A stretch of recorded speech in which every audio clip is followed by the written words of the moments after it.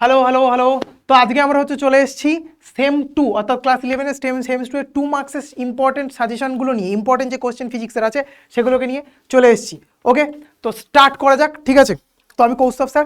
তো সবার আগে হচ্ছে যে জিনিসটা, যে বক্তব্য আমাদের 2 মার্কসের কোশ্চেন, তার অ্যান্সারও এখানে দেওয়া আছে, তার অ্যান্সার এবং কোশ্চেন সমস্ত কিছু এখানে দেওয়া আছে, ঠিক আছে। এবং এর যে পিডিএফটা সেটা কোথায় পাওয়া যাবে? হোয়াটসঅ্যাপ চ্যানেলে পাওয়া যাবে। হোয়াটসঅ্যাপ চ্যানেলে চ্যানেল পিডব্লিউ বাংলা চ্যানেল, ডিসক্রিপশনের লিঙ্ক দেওয়া থাকবে, সেখানে সমস্ত কিছু পাওয়া যাবে।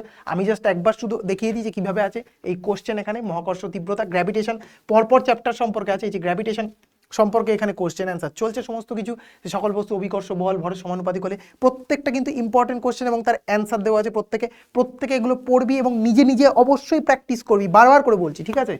আর হচ্ছে এই যে এই কোশ্চেনটা খুব ইম্পর্টেন্ট কোশ্চেন, ক্লাসেও করানো কোশ্চেন, এটা অর্জুন আদবে ক্লাসে করানো কোশ্চেন, এবং হচ্ছে এখানেও নিয়ে এসেছি ভেরি ভেরি ইম্পর্টেন্ট কোশ্চেন, ঠিক আছে।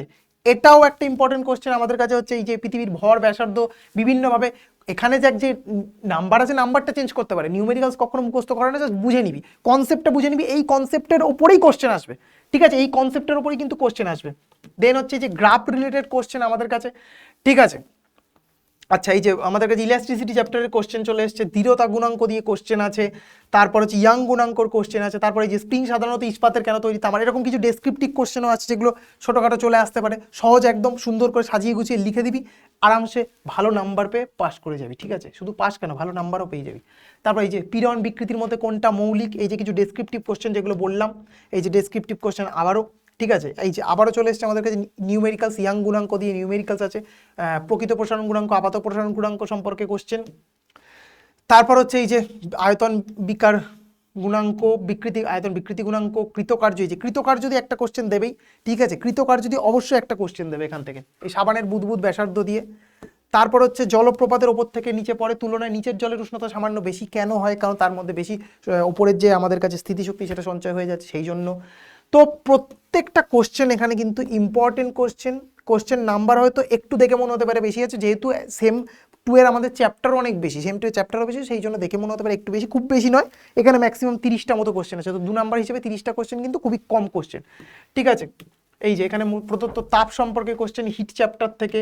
তারপর হচ্ছে আমাদের কাছে এটা কি সমান বেদের যে পরস্পর প্লেট, হিটের যে পরিবাহিতাঙ্ক সেগুলো সম্পর্কে কোশ্চেন। বাস্তব গ্যাসে যে বয়েল চার্লস কাইনেটিক এনার্জির কোশ্চেন। প্রত্যেকটা কোশ্চেন এখানে কিন্তু ইম্পর্টেন্ট, যে হিট কতটুকু আদান প্রদান হচ্ছে সেই সম্পর্কে কোশ্চেন। ক্লাসেও এগুলো সব করানো আছে। যে থার্মোডাইনামিক্সের কৃতকার্য বের করতে হবে, গ্রাফ থেকে কোশ্চেন, ঠিক আছে। এই যে গ্রাফের কোশ্চেন, কৃতকার্য বের করা, সমস্ত কিছু এখানে দেওয়া আছে। এই যে আপাত কম্পাঙ্ক, ঠিক আছে। আমাদের কাছে হচ্ছে ডপলার এফেক্টের কোশ্চেন, সেখানে সব কিছু এখানে দেওয়া আছে। প্রত্যেকটা তোরা পিডিএফ পেয়ে যাবি হচ্ছে কোথায় না, আমাদের হোয়াটসঅ্যাপ চ্যানেলে, ঠিক আছে। ভালো করে এগুলোকে প্র্যাকটিস কর, এর মধ্যে থেকেই কোশ্চেন আসবে, ঠিক আছে। আবার কোনো এক ভিডিওতে দেখা হবে, ততক্ষণের জন্য tata, bye bye, thank you.